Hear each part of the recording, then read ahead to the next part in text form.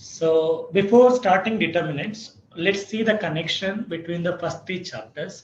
In the first chapter, we discussed, what did we discuss? Functions and relations, right? Yeah, relations and functions, right? Correct. In the second chapter, we learned something which we learned in the functions, that is something related to inverse functions, which is inverse trigonometric functions. Am I right? Yes. Now, after that, we learned matrices. Now, what is the connection between today's chapter and these three chapters? First of all, determinants, we talk about determinants for every matrix, right? And determinant is also defined as a function. So it is a function associated with a matrix, okay? And the significance of determinants we will be understanding one by one. So let us first get into the basic introduction to determinant, right? Yes, that is introduction to determinant. Let's understand first what is determinant. Okay. Yes. Yes. So before giving the definition and of determinant, let me give an example. Say, let us have some general linear equation. Say a1x plus b1y is equal to c1, and a2x plus b2y is equal to c2. So this is assuming there are two different linear equations, okay, with the variable x and y. How do we solve? We know we can solve them by simultaneous linear equations, but we don't have to solve it to check whether these equations are solvable or not. They represent two lines, right? So only if these two lines are intersecting with each other, I can say we can solve and get unique solution, right? We can get a unique solution only if these lines intersect with each other.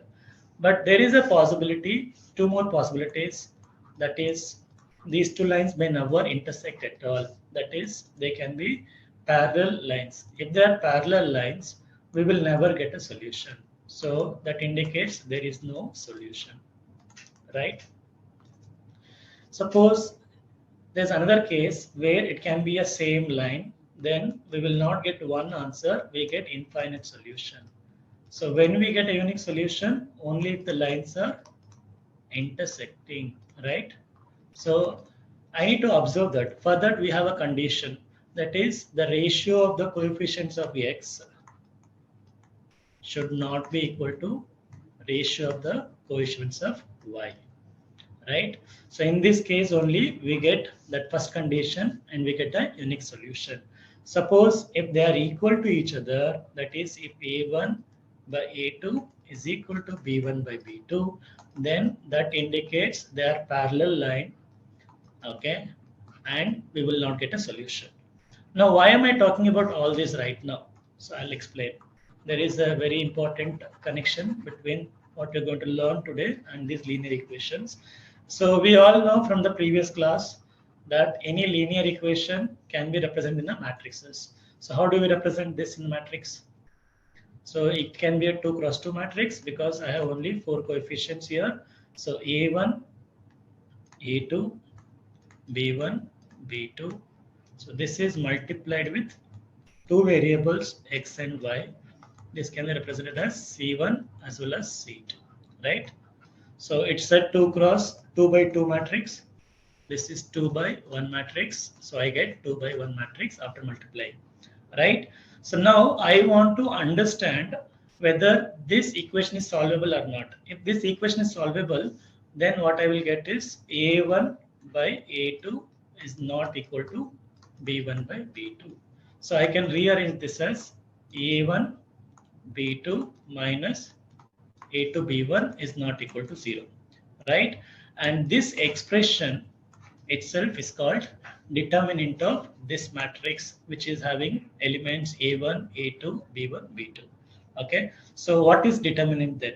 A determinant is nothing but a real number associated with this matrix. Okay, and that determinant will determine whether the equations are solvable or not. That is why we are giving the name determinant. So do you understand? Now you can remember the meaning of the determinant from this itself. The name of the determinant itself gives a clue. What are we going to understand from determinant is whether we are going to determine whether the equation made by this matrix is going to give the solution or not. Okay. And coming to the definition of determinant, let me erase this.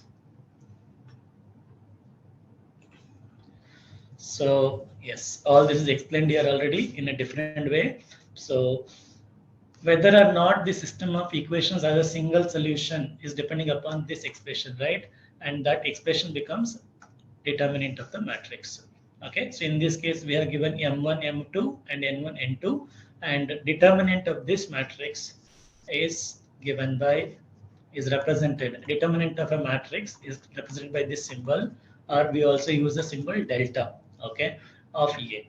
So which is nothing but the matrix will be written with the two lines. Okay, if you write in two lines, it becomes determinant. If you write it in the bracket, that is square bracket, it remains as a matrix. Okay, so and how does the determinant of this matrix is nothing but m1 n2 minus m2 n1. So this is a 2 cross 2 matrix, right? So this is what determinant is. So we can also define determinant as a function associated with the matrix. So what is that? For example,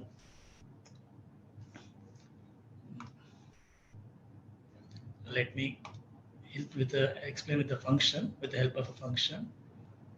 That is, if A is a matrix, okay, and K is a real number, let the K be a real number, then what is determinant? Determinant of A is a function f of x which is related from A to K, where A belongs to a matrix. Maybe, yeah, I can use small letters A, K. So A belongs to all the set of matrices and K belongs to set of real numbers. So we are connecting from the set of matrices A to set of real numbers K in such a way that the determinant of A is given by its entries. For example, if it is a 2 cross 2 matrix, I can say A1, 1. So I'll write it here. A11, A12, A21, A22. So when we write this, it is A11, A22 minus A12 into A21. Okay, so this is the value of the determinant. It's a function, and the function is going to give you a real number value. If that real value can be anything which has to be a real number. You understand real numbers, right? We don't look at any imaginary numbers.